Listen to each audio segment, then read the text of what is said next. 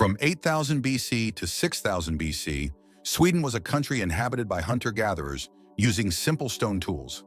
The dwellings and cemeteries dating back to the Stone Age, which lasted until about 1800 BC, can be seen today in large numbers. The Bronze Age. The Stone Age in Sweden is usually counted from about 1200 BC to about 1800. Stone Age people lived in small groups, part of a larger tribe, sometimes meeting in hundreds at special places at the time of the summer solstice, or when the first snow fell, or during other rituals. Then came the Bronze Age, which lasted from 1800 BC to 500 BC. Rock carvings from this period tell of ceremonial ships and chariots, sun worship and rituals, horse riding customs, the art of making woolen clothing, and the tradition of cremation. The Bronze Age ended around 500 BC. The climate became cooler and wetter, iron became more common, and it became easier to farm the land, work the forest, hunt for food, cook and build houses. Many small settlements developed into large villages ruled by nobles. Viking Age, 800 to 1050. The historical period between 800 to 1050 is often referred to as the Viking Age. They were all Scandinavians, but not all Scandinavians were Vikings. There is no clear answer as to how the name Viking came about, as the word has been used in different ways and can be explained by a number of completely different hypotheses. The word Viking has been found on a few runestones from this period and seems to mean something like pirate. It was therefore not the name of a people or group. The vast majority of people did not call themselves that, but lived peaceful agricultural lives. Many Viking expeditions set out from Sweden to plunder and trade along the Baltic coast and rivers that stretched into what is now Russia. The Vikings traveled as far as the Black Sea and the Caspian Sea, developing trade links with the Byzantine Empire and Arab kingdoms. Christianity first reached Sweden with a mission led by Ansgar, who visited in the 9th century, but the country did not convert to Christianity until the 11th century. Sweden in the Middle Ages, 1050 to 1520. The Swedish Middle Ages are divided into three distinct periods: the Early Middle Ages, circa 1050 to 1200, the High Middle Ages, 1200 to 1350, and the Late Middle Ages, 1350 to 1527. Early Middle Ages and the conversion of Sweden to Christianity, circa 1050 to 1200. The most important event of this period was the conversion of Sweden to Christianity, and Olof Skotkonung, 993 to 1022, became the first Christian king to be baptized. The people of Sweden were farmers, and many owned their own land while others worked on the farms of the king, the church, or the nobility. Those who were not farmers lived in cities such as Stockholm, Kalmar, and Visby. Medieval towns were usually very small and inhabited by a bourgeoisie, composed mostly of artisans and merchants. The Hanseatic League in the High Middle Ages, 1200 to 1350. The various provinces of Sweden were formed in 1000 AD, and the monarchy began to gain significant influence during the late 13th century. In 1280, King Magnus Ladulus, 1275 to 1290, issued a law authorizing the establishment of a nobility and the building of society on the feudal model. Trade grew during the 14th century, especially with the German city-states under Lübeck. By the mid-16th century, this group, known as the Hanseatic League, dominated Swedish trade, and many towns sprang up as a result of the active trade. However, the Black Death, which reached Sweden in 1350, led to a long period of economic and demographic decline. Kalmar Union, 1397 to 1523. In 1389, the banners of Denmark, Norway, and Sweden were united under the Danish Queen Margrethe. In 1397, the Kalmar Union, 1397 to 1523, was formed with the three Scandinavian states under one king. The union was essentially a defensive alliance against the German princes and the northern German cities of the Hanseatic League, which controlled trade in the Baltic Sea region. However, the union was marred by internal conflicts that culminated in the bloodbath in Stockholm, one of the most dramatic moments in the entire history of the Nordic countries. In 1520, 80 Swedish nobles were executed at the instigation of the Danish Union King, Christian II. This act sparked a rebellion that led in 1521 to the deposition of Christian II and the seizure of power by a Swedish nobleman, Gustav Vasa, who was elected King of Sweden in 1523. The Vasa dynasty and the Great Power era, 1523 to 1611. The foundations of the Swedish state were laid during the reign of Gustav Vasa, 1523 to 1560. Gustav Vasa was the son of one of those executed in the Stockholm bloodbath and escaped execution by fleeing to Dalarna at the age of 24, where opposition from the Danes was strong. On the 6th of June 1523, Gustav Vasa was elected King of Sweden, where he ruled until his death in 1560. Vasa began to establish the Swedish nation-state, and Sweden thus broke away from the Kalmar Union. During Vasa's reign, Sweden developed into a more united kingdom, and the foundations of the Swedish national administration, judiciary, military organization, and education system were laid. The tax base was expanded to secure the army's supply of weapons and other necessities. During Vasa's reign, Sweden developed into a more united kingdom. The foundations of the Swedish national administration, judiciary, military organization, and education system were laid.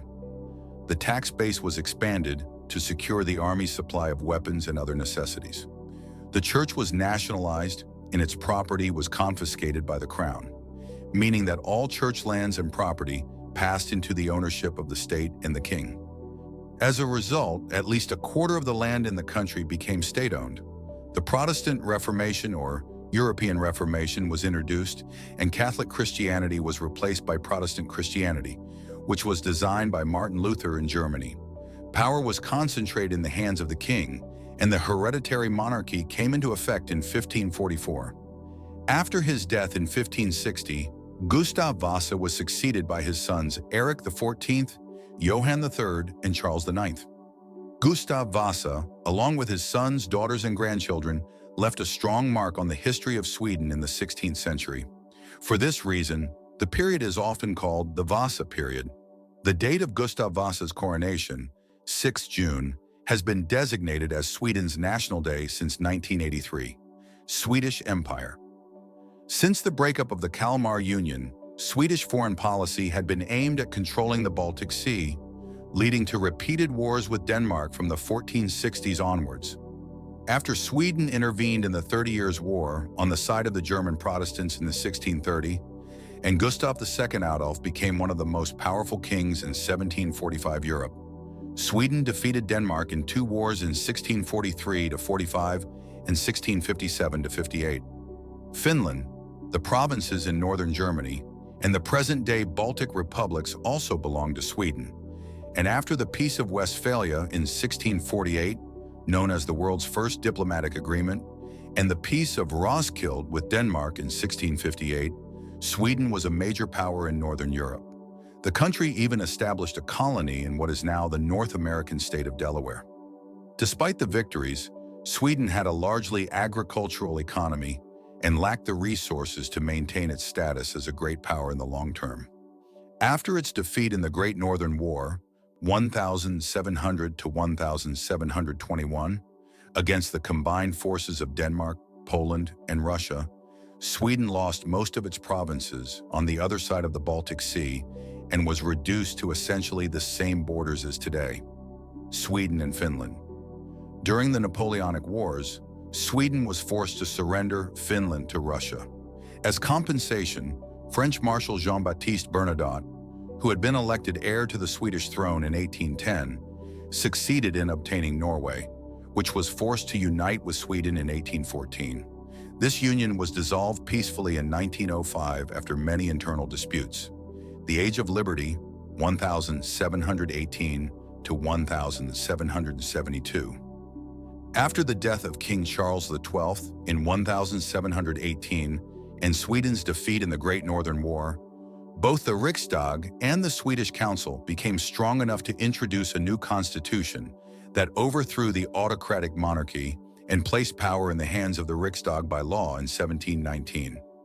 Great progress was made in the field of science and culture, such as the poet Carl von Linné, whose poetry was so important for later Swedish literature, that it has been compared to William Shakespeare's for English speakers.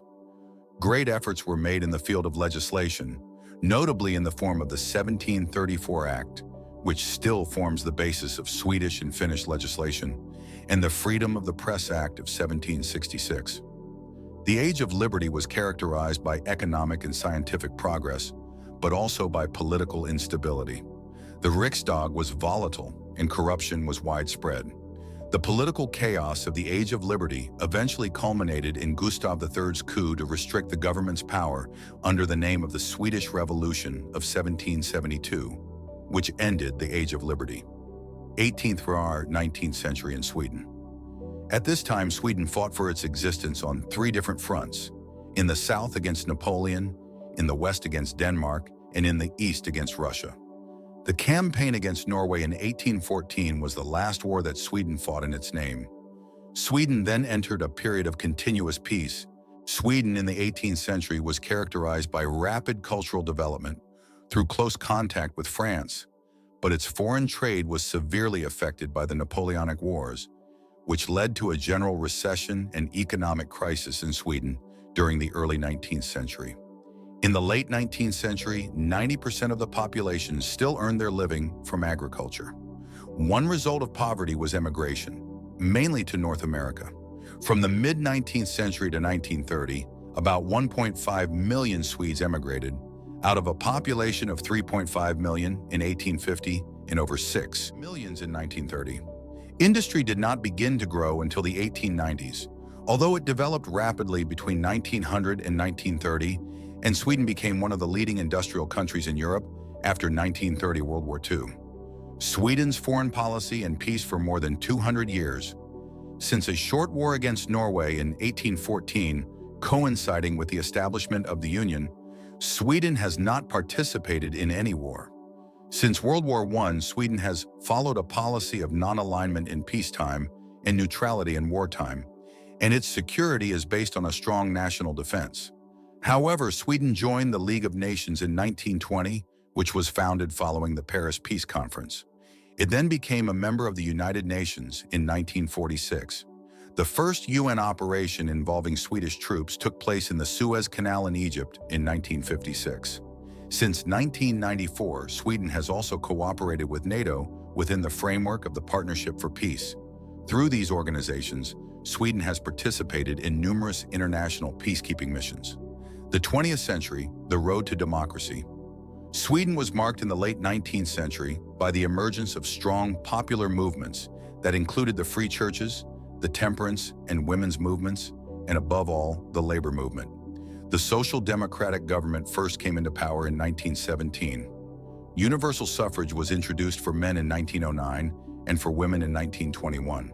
Plans for a welfare state were drawn up during the 1930s after the Social Democrats came to power and came into effect after World War II. In 1909, men were granted the vote, and in 1921, women were granted the vote. The gap between rich and poor in society narrowed. Women were given greater freedom and power. The powers of the king were gradually reduced. Sweden became a constitutional monarchy and managed to stay out of the two world wars of the 20th century. Under the leadership of the Social Democrats, and in close cooperation with other democratic parties, a series of reforms were implemented in the 1940s and 1950s that together laid the foundations for future reform and social welfare policy.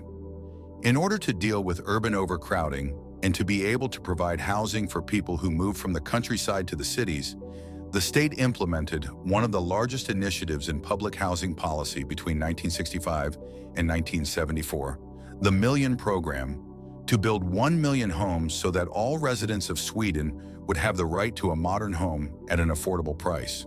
A new governance policy was adopted in 1974, stating that all public powers would derive from the people, who would choose the members of parliament in free elections, with the king as head of state. In 1979, an amendment to the Order of Succession introduced equal rights to the throne for male and female heirs. Accordingly, Crown Princess Victoria would be the first to ascend to the Swedish throne, and not her younger brother, Prince Carl Philip. On the 1st of January 1995, Sweden became a member of the European Union, and in 2003, Sweden held a referendum on participation in the European Monetary Union to replace the national currency, the Swedish krona, with the euro, but the people did not accept this and voted 56.42% against the euro and 41.8% in favor, so Sweden kept its national currency until now. After the 2014 elections, the Social Democrats became the ruling party in a coalition government with the Green Party, Greens led by Stefan Löfven. In 2018, the Social Democrats and the Green Party formed a minority government with the support of the center and liberal parties. In November 2021, due to the failure of the government's proposed budget in the parliament, whose members voted in favor of the opposition budget, the Green Party decided to leave the coalition government with the Social Democrats. And then Sweden became a minority government led by Magdalena Andersson, Prime Minister of Sweden. Thanks for watching. Don't forget to subscribe to the channel and activate the notification button.